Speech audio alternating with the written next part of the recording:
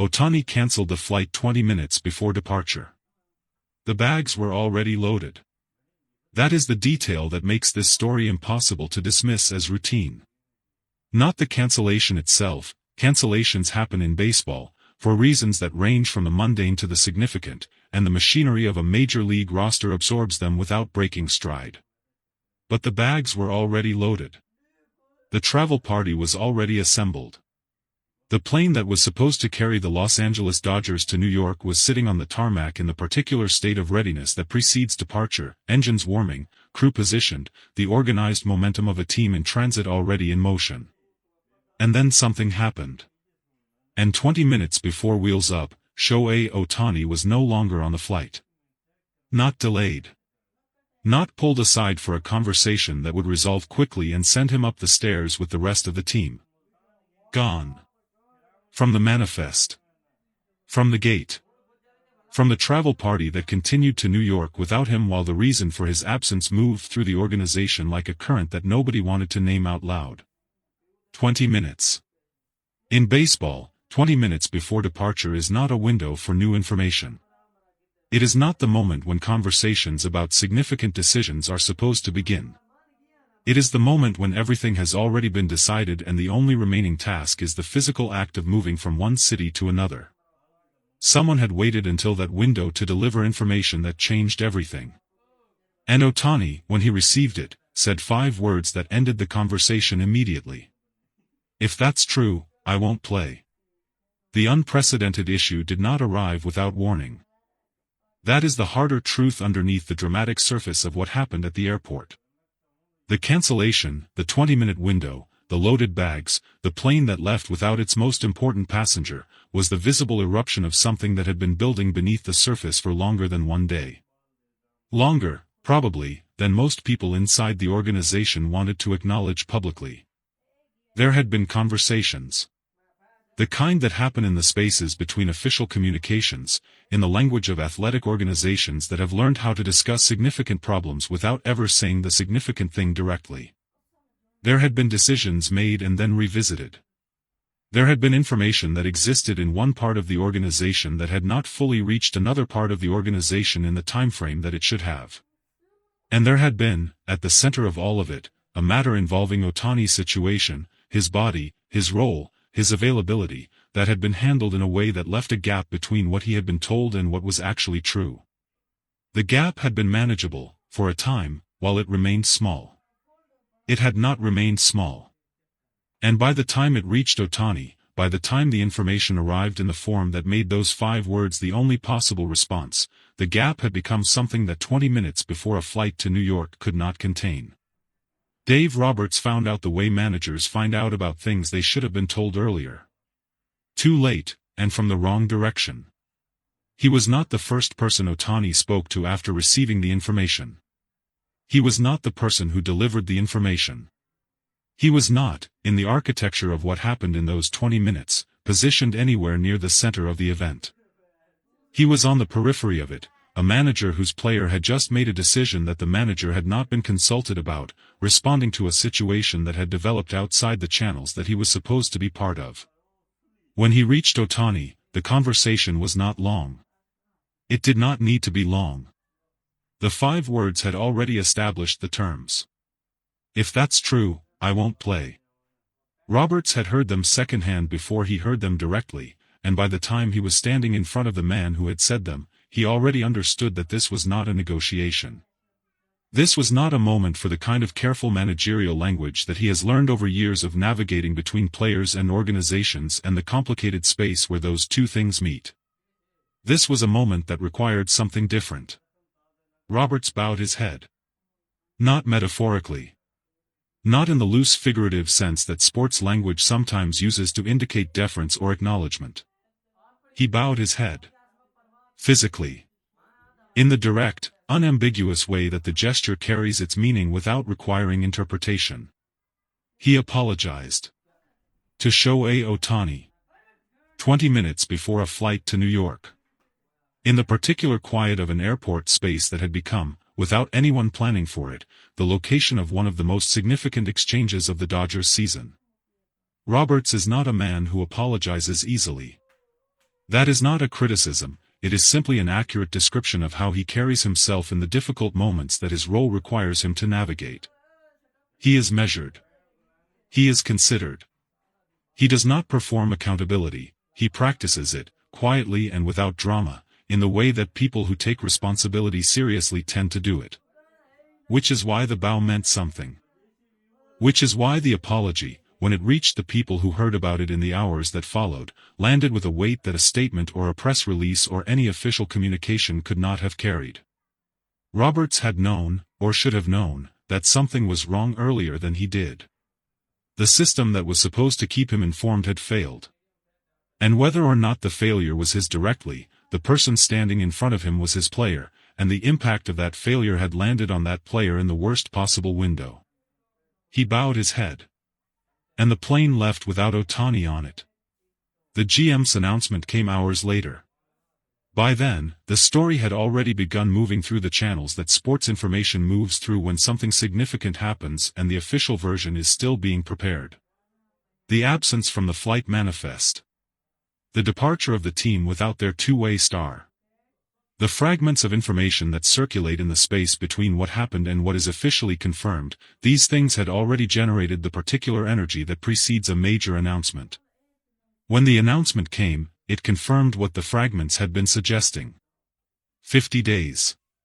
The GM stood in front of the microphone with the expression of someone delivering information he would have preferred not to deliver in this way, on this timeline, under these circumstances. The statement had been prepared carefully. The language was precise. The medical framing was present, the explanation of what the 50 days represented in terms of treatment and recovery and the structured return that would follow. But what the language could not fully absorb, what existed in the room around the carefully prepared statement, was the context. The 50 days had not been announced on a planned schedule. They had been announced in the aftermath of an airport cancellation, 20 minutes before a flight, following an apology from a manager who was bowing his head in a space that nobody had anticipated would become the location of any of this. The 50 days existed before the announcement. That was the thing the statement couldn't say directly but that everyone in the room already understood. The information had existed.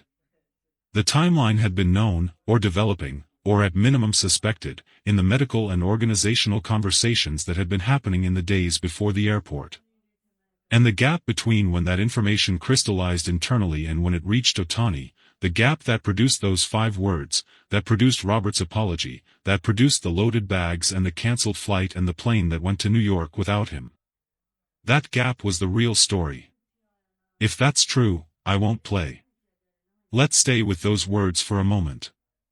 Because they are doing more work than they might appear to be doing on the surface. They are not the words of someone reacting emotionally to bad news. They are not the words of someone who has been surprised by information they had no reason to anticipate. They are the words of someone who has received a confirmation, who has had something they suspected, or had been told was not the case, or had been given insufficient information about, finally arrive in its true form. If that's true. The conditional matters. It is not I can't believe this is true. It is not I didn't know this was possible. It is the conditional of someone who had been operating with incomplete information and had just received the piece that completed the picture in a way that changed the calculation entirely. Ohtani had been carrying a version of this story that didn't match the version being managed around him. The true version arrived 20 minutes before a flight to New York. And the moment it did, everything else, the travel, the game, the Yankees, the standings, the season narrative that had been building around him, became secondary to the single most important fact. He had not been told the truth on the timeline he deserved to be told it. And he was not going to New York until that was acknowledged. The team arrived in New York without him. That sentence carries more weight than its simple factual content suggests.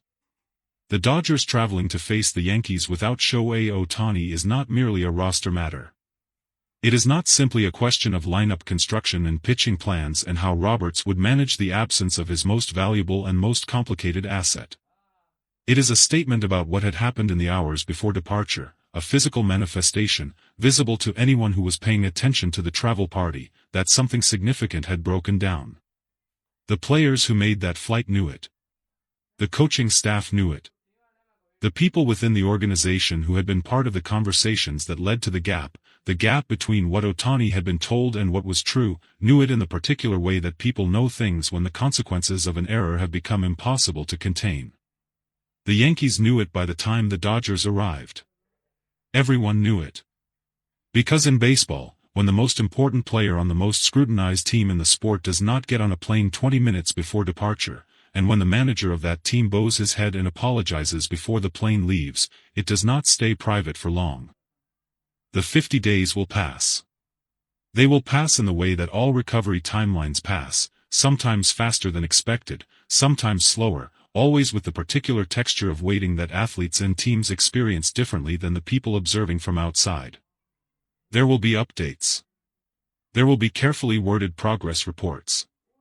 There will be the gradual movement toward a return date that, this time, the organization will handle differently than it handled the last one. Or it will handle it the same way. That is the question underneath everything that happened today. Not whether Ohtani will return, he will return, because he always does, because the competitive instinct that made him say those 5 words in an airport 20 minutes before a flight is the same instinct that has carried him back from everything that has tried to slow him down.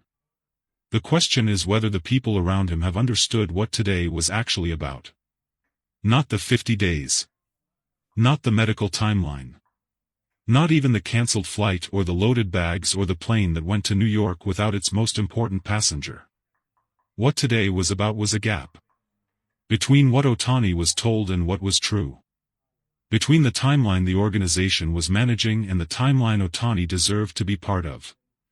Between the image of a situation under control and the reality of a situation that had slipped past the window when it could have been handled cleanly. Roberts understood it. That is what the bow meant. That is what the apology communicated in the quiet of an airport space that nobody had planned for. The GM understood it. That is what the announcement's timing communicated, not the content, but the circumstances surrounding it. The 50 days had been true before today. The announcement had arrived today because today it could no longer be managed any other way. Whether the system that produced the gap understands it, whether the machinery that allowed information to reach Ohtani in the worst possible window rather than the right one has been examined and corrected. That is not something that press releases answer. That is something that the next 50 days will reveal. Ohtani did not go to New York. He stayed. With his right knee, and his 5 words, and the weight of a situation that had arrived at the worst possible moment in the worst possible way. He stayed with the knowledge that a manager had bowed his head in an airport and meant it. He stayed with the knowledge that 50 days is not forever, that he has come back from harder things, in harder circumstances, with less acknowledgement from the people around him than he received today. He stayed. And the bags that had already been loaded were quietly taken off the plane. And the flight went to New York. And somewhere in the particular silence of a decision made and a line drawn and a truth finally spoken in a 5-word sentence that ended the conversation completely. Shohei Ohtani waited. The way he always does. Precisely. And on his own terms.